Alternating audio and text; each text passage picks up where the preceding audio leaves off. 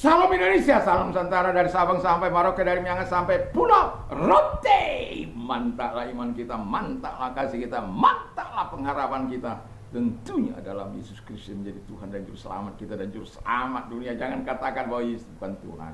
Jangan katakan pula bahwa Yesus bukan Juru Selamat. Dia adalah Tuhan, dia adalah Juru Selamat. Kalau engkau percaya, engkau diselamatkan. Engkau tidak percaya, murka Allah ada padamu. Yohanes 3 ayat 36. Yesus sudah berkata dalam Yohanes 14 ayat yang ke-6. Karena begitu, akulah jalan dan kebenaran dan hidup, tiada seorang sampai kepada Allah kalau tidak melalui aku. Dan Rasul Petrus dalam Kisah Rasul 4 ayat 12 mengatakan, di bawah kolong langit ini tidak ada nama lain yang dan keselamatan tidak ada dalam siapapun juga selain dalam Dia, Yesus Kristus. Karena di bawah kolong langit ini tidak nama lain yang diberikan kepada manusia yang olehnya kita diselamatkan. Dan Alkitab mengatakan Yohanes 3 ayat 16, karena begitu besar kasih Allah akan dunia ini, sehingga ia mengaruniakan anaknya yang tunggal, supaya setiap orang percaya kepadanya tidak binasa, melainkan beroleh hidup yang kekal. Mantap kan?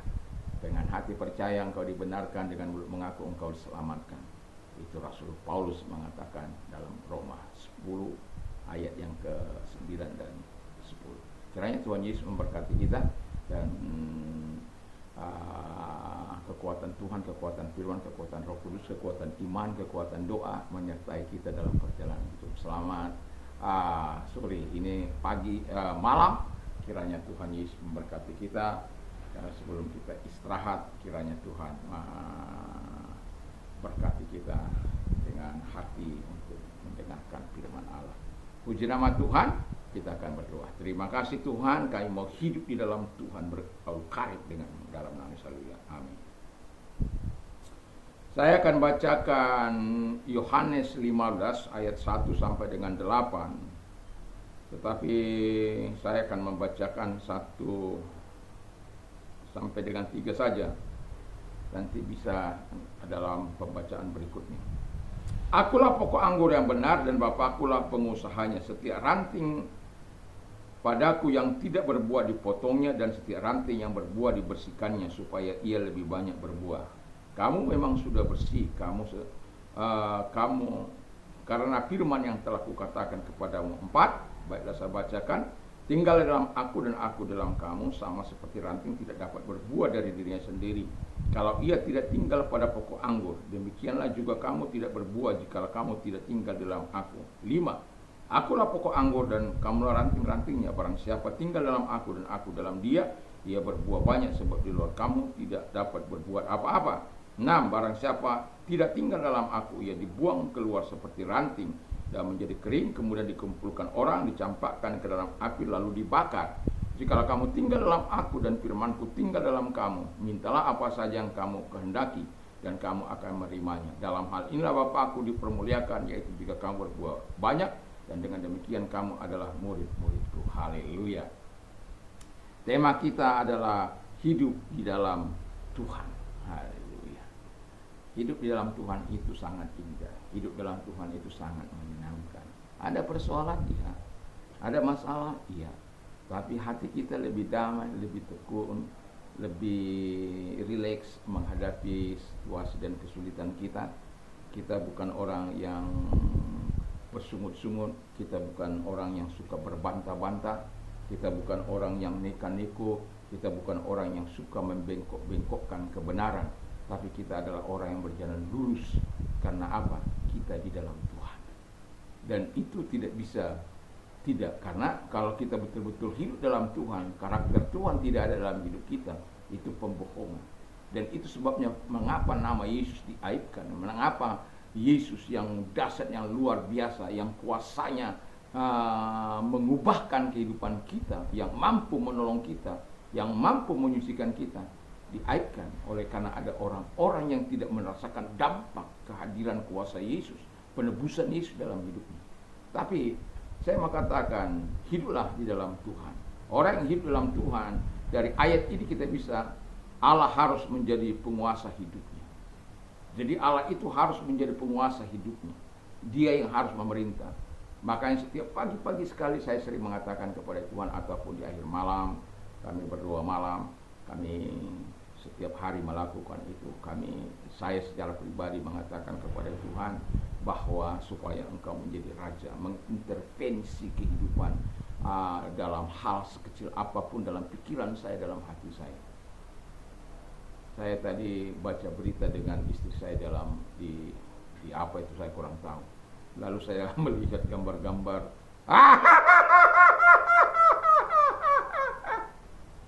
Saya bilang istri saya lebih cantik, lebih.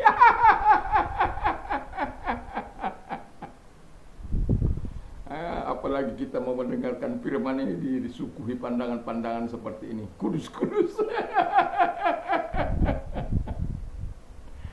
Ya. Tapi itulah dunia. Tapi kalau kita dalam Tuhan, kita akan tidak. Kalau orang ini, kesempatan. Makanya saya tidak ingin banyak bergaul dengan alat itu.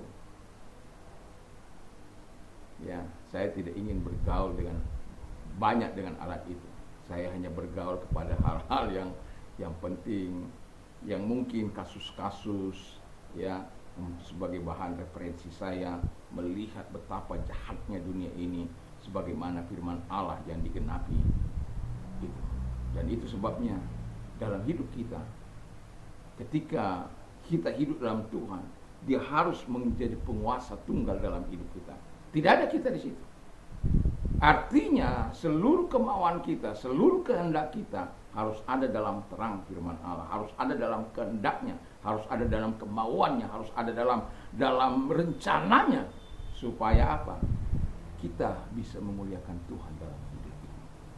Haleluya. Mudah? Pasti tidak. Karena dalam hati kita selalu ada struggle, ada fighting dalam roh kita untuk mengeluarkan yang baik dan memasukkan yang jahat. Ya. Bayangkan saja ketika kita ingin membaca sebuah berita yang kita mau baca ini. Tapi karena itu merupakan alat, entah dari mana datangnya itu kita juga nggak tahu.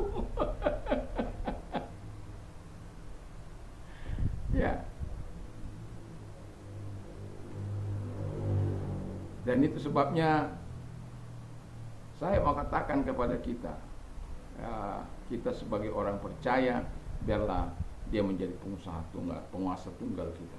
Yang kedua, harus rela dibersihkan oleh firman Tuhan. Jadi kalau kita hidup dalam Tuhan, kita harus rela seperti pohon anggur itu dibersihkan supaya apa? Berbuah lebih banyak. Tuhan juga membersihkan kita supaya kita tampak lebih cemerlang di hadapan Dia, dan supaya kita lebih memuliakan Tuhan dalam hidup ini, dan kita lebih berfungsi lebih maksimal dengan apa yang Tuhan lakukan. Harus rela dibersihkan. Kita dibersihkan oleh firman Allah, kita dibersihkan oleh Roh Kudus, kita dibersihkan oleh firman, oleh kebenaran itu, kita dibersihkan satu lagi dengan darah Yesus Kristus. Ya, darah itu yang membersihkan kita, dikuduskannya itu, supaya apa? Kita menjadi Allah di dalam tangan. Lalu yang kemudian Alkitab katakan dari pembacaan ini, itu tadi di ayat 2 dan 3, di ayat yang ke-7, hidup dalam Tuhan, orang yang hidup dalam Tuhan, doanya dijawab Tuhan. Haleluya. Jadi jikalau kamu tinggal dalam aku dan aku tinggal dan firmanku tinggal dalam kamu, mintalah apa yang kamu inginkan, maka semuanya itu akan diberikan kepadamu. Artinya begini, bahwa Tuhan itu tidak bermain-main dengan orang-orang yang sungguh-sungguh dengan hidup dengan Dia. Itu sebabnya saya mau katakan, hiduplah dengan Tuhan sepanjang umur hidup kita. Walaupun kita masih anak-anak, walaupun kita masih remaja, walaupun kita dewasa, walaupun kita sudah tua, tetap hidup di dalam takut akan Tuhan, tetap hidup di dalam Tuhan. Nanti besok saya akan membawakan hidup berakar di dalam Tuhan.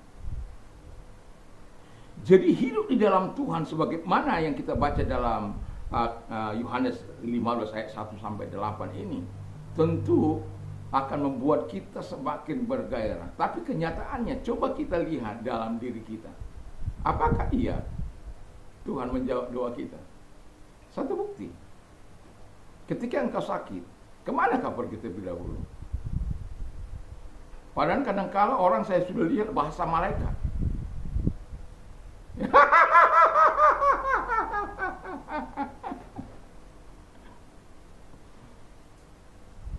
Tetapi ketika sakit,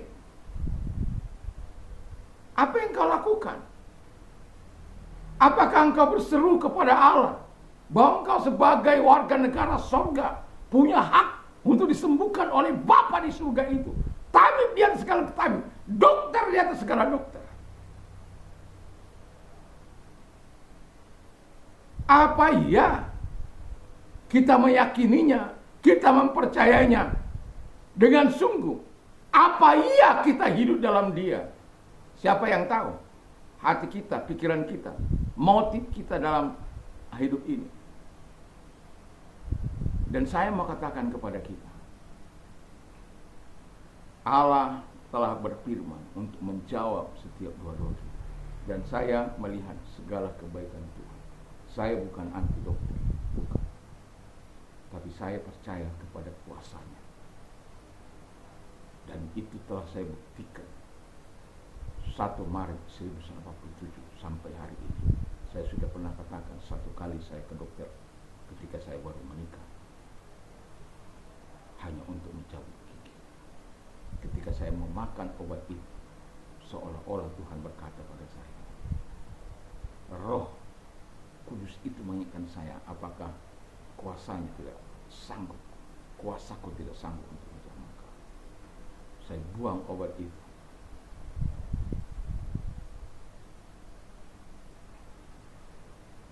Dan saya bilang sama istri saya, tolong hargai saya dalam beriman kepada Tuhan. Jadi kalau anak saya sakit, kalau mereka sudah mau dokter di atas atau dokter di bumi, saya tidak anti dokter, tapi saya akan membawa mereka kalau mereka sakit mau minta ke dokter. Dan saya bisa melihat jaminan Tuhan yang begitu luar biasa. Bukan saya orang hebat, bukan. Tapi saya belajar mempercayakan hidup saya kepada Tuhan dalam situasi dan kondisi apapun. Hiduplah dalam Tuhan. Siapa yang tahu engkau hidup dalam Tuhan dengan sungguh-sungguh? Siapa engkau yang tahu engkau ada di kamarmu dengan alat itu? Hamba Tuhan pun kadang-kala ada yang terikat dengan pornografi.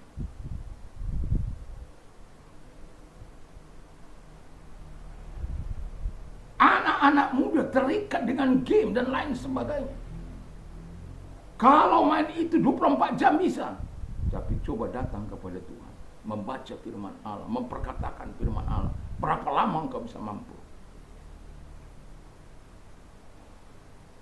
Dan itulah sebab bisa katakan, datanglah kepada Tuhan, hiduplah dalam Tuhan, sebagaimana yang Tuhan katakan. Yang terakhir kata firman Allah, bahwa harus orang hidup di dalam Tuhan harus berbuah kebenaran, sebagai itu tanda sebagai murid Kristus. Jadi buah kita itu bukan buah kejahatan, tapi buah kebenaran, supaya kita ditunjuk sebagai berbuah banyak dan nama Tuhan dimuliakan. Buah-buah kebenaran itu akan membawa kemuliaan bagi Tuhan. Buah-buah kebenaran itu akan membebaskan kita dari segala tuduhan dan dakwaan. Buah-buah kebenaran itu, buah-buah Roh Kudus harus ada dalam kehidupan kita. Buah-buah pertobatan harus ada dalam hidup kita. Dan buah terang itu harus ada dalam hidup kita. Supaya apa? Kita berbuah banyak, berbuah lebat, kata firman Allah.